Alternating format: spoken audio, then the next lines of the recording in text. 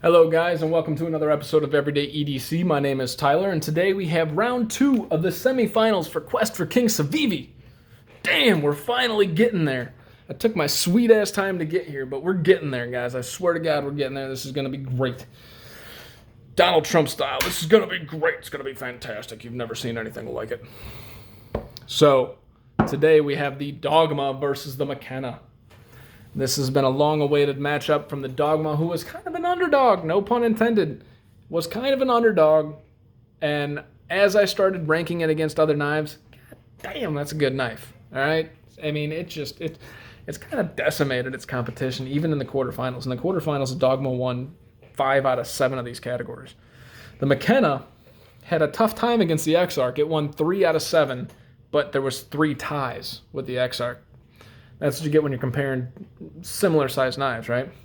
So let's jump into this, guys. This is being graded on the aesthetics, ergonomics, quality, feel, fidget factor, blade, carry, and value.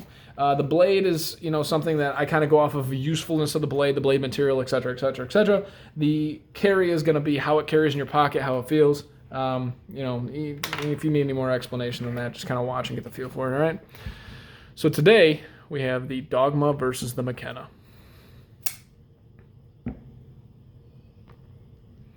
So I am sitting here looking at these two knives, right? Aesthetically, the Dogma smashes the McKenna. The Dogma is a fantastic looking knife. I don't care what anybody says. This thing is great looking. The McKenna looks great too, especially in the copper, but it's not cool. It's just kind of like, all right. The Dogma mixes up the classy and like feral look to it, right? But the McKenna is just kind of like a straightforward, classy, I'm going to open up your envelope for you type of knife. So the aesthetics are going to the Dogma. Subjective, I know. I don't really care. Ergonomics. As I said before, if you have baby hands, this thing's not bad. This thing has fantastic ergonomics. You are locked in, just like with the Backlash. This feels very similar to the Backlash. This is why people are scared that this is going to take it over. I can get all my fingers on here. My hammies are good, and I got room for there.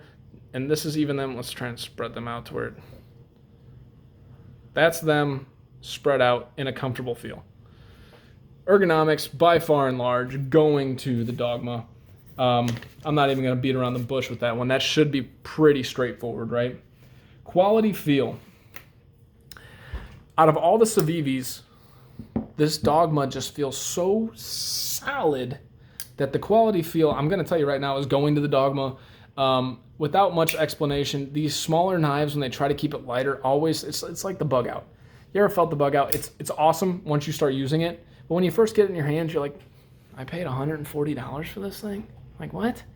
What the shit? You know what I mean? So it's like, if you've ever felt the Dogma, how dense this thing feels for how little it actually is. It's a 3.25-inch blade. Shit, you throw the copper scales on there and this thing's 5 ounces. It feels substantial. This is only like 3.6, I think, ounces. This is about 1.9. But I'm telling you right now, this feels like one of the highest quality Civivis that you've ever held.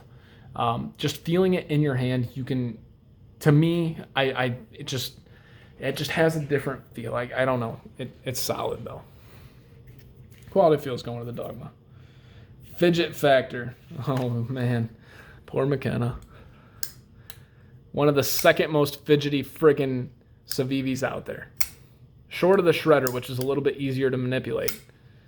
This thing, combined with its action, which seems above the level of typical Civivis. Let's hold it sideways like I'm supposed to. Typical reviewer style, right? This thing, fidget factor is awesome. As you remember, when I was comparing this against the X-Arc, the McKenna, the fidget factor's okay. And actually, I think the X-Arc tied with the McKenna. But it's just a smaller knife. They're not as fun to fidget with. Yes, a front flipper's fun to fidget with, but can you spidey flick it? No. Can you reverse flick it? No, which is a spidey flick? No. You can't really do anything. With this thing, you can open it up however you want to. The thumb's a little bit harder to do, but you can do it. And the flipper tab feels great on this. It has enough grip that it like goes. Fail. It has enough grip that it goes, but it does not like wear your finger out. Fidget factor going to the Dogma. Blade. Kind of a toss-up, right? They're both D2. Let's just double check. D2. I know the Isham's D2. It's a toss-up because this is ultra slicey, okay? I've literally sharpening knives and trying to get better. I've taken them, I'd sharpen them, and then I try to cut like hair on my body off, you know? That's why, I don't know if you guys can see my arm. It's like bald because I've gotten to the point where I'm like able to take things off in one swoop. So I've moved on to leg hair and shit. My legs are more smooth than my wife's. It's ridiculous. But I've been able to do that with both of these knives.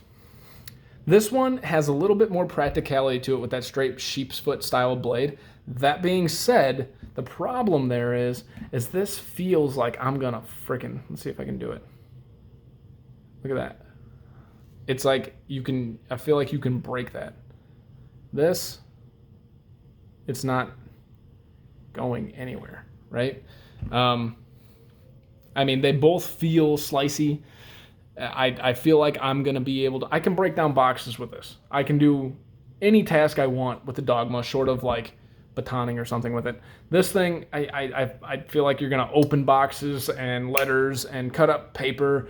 And, you know, if you're an artsy person, you can do the little art thing with it. But it's not, excuse me. Wow. It's not all around useful. And that's what I look for when I'm talking about the blade. I want a blade that can do a lot and still feel smooth, still feel and look good, right? And both of these look good, but the Dogma can do a lot more, I think, than the McKenna before it freaking breaks on you, other than the tip. Just the tip. All right, so let's talk about carry. No, let's not. The McKenna wins.